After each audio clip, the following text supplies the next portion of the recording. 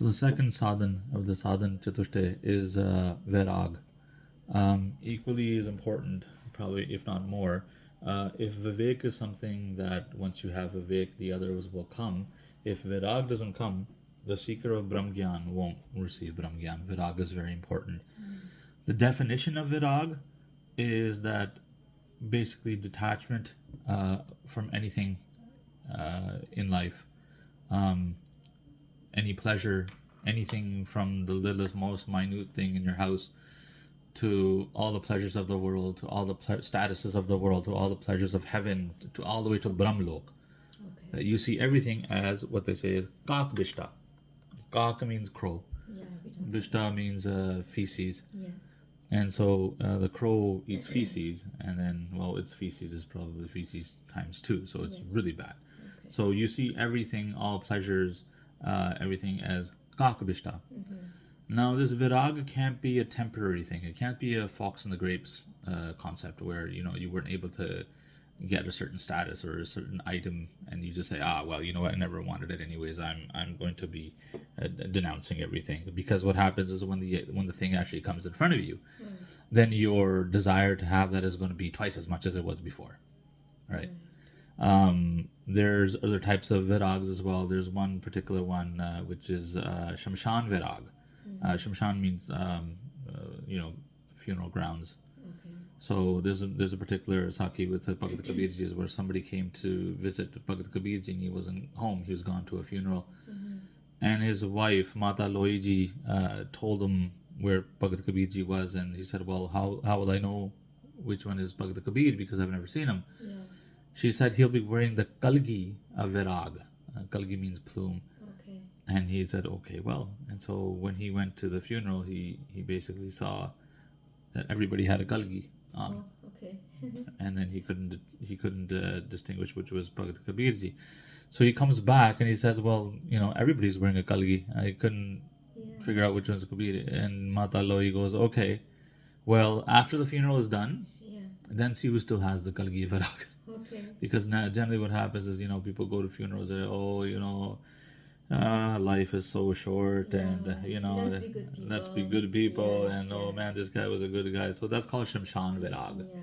right? Where you're ready to denounce the world and denounce his pleasure and do bhakti of Hari, right? And then, but what happens is as soon as you come out of the funeral, oh yeah, you know what, let's go home. Let's I got to do this, I got to do that. Or let's get ready for the wedding or whatever. Right? So people forget. Yes. And then the only one that was still in Virag was Bhagat Kabir when he saw him after the funeral.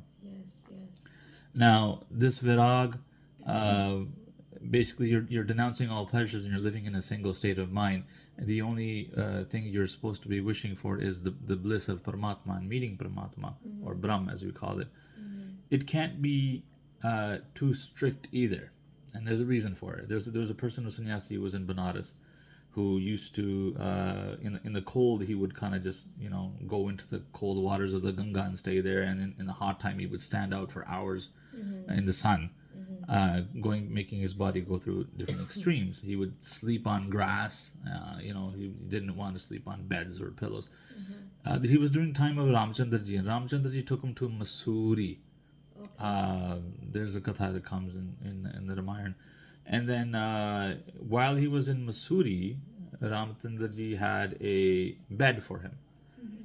And he asked him to sleep on the bed. And the sadhu said, no, I only sleep on grass. Okay. So, long story short, it was basically he was married to the concept of staying in a state of virag. When you become so attached to your virag like this and your strictness, that is also a no-no because you're supposed to let go of it. The whole point of virag is letting go of everything.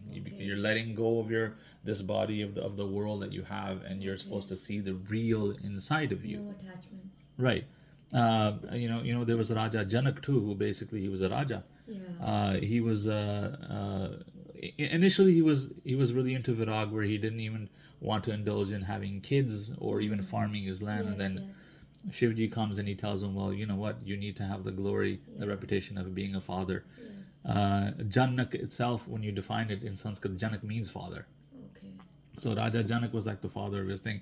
So he understood that from Shivji, and then he did have kids after, and then he started to farm his land, and became green and so on.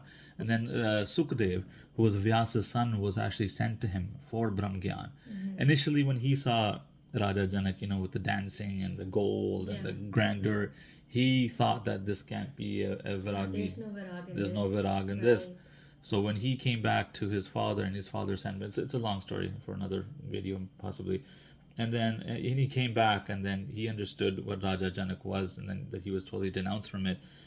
He then sat for 12 years where the used banana leaves after people ate were thrown, and he sat there. And after 12 years, when he received that level of varag, the level of the humility, that's when Raja Janak cleaned him up, and then he brought him inside. Okay, wow, 12 years. Yeah. So the whole point of Vairag is Vairag can quickly take you to Brahm Gyan because of the denouncement, and because of your will to understand Brahm Gyan and to wanting it. Okay. So a question, how can we be in Vairag in today's day and age? 9 to 5, kids running around. How to become Vairagi in today's day and age? Guru Gobind Singh Ji's Shabda Jhare Pashe Dasmi. The first three Shabda, well, the whole Shabda Jhare talk about this, but Re Manyaso Kar Sanyasa Man Se Sadan Sabekala Samjo Manhi Mayo Dasa. So basically, he's saying that the sannyas that you're to take, sannyas meaning basically denouncing all pleasures, and seeing everything as one state, is just see your house and surroundings as your jungle. Right? All the people in the house is like the trees. Right, so don't get attached to it. Don't get overly happy when the good things happen, and don't get overly sad when bad things happen. Right, so he talks about the true jog. He talks about the true sannyas. Right, Shabda Jhare Pasha and Dasmi should be understood and read for that purpose. Nibbling.